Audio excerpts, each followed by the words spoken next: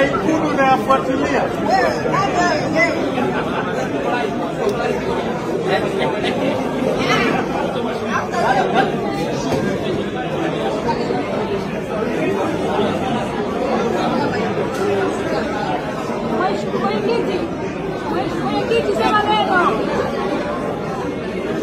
Waende wapeleke mahakamani tukakutane huko.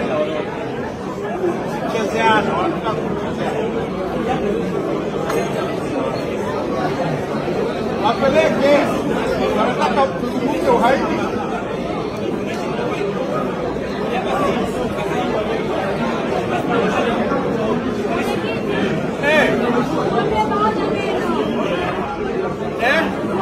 Hawacha.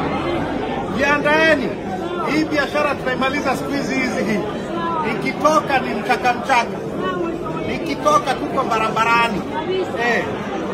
Hayo ya yule jaji mwingine yule tutajuana nayo nani.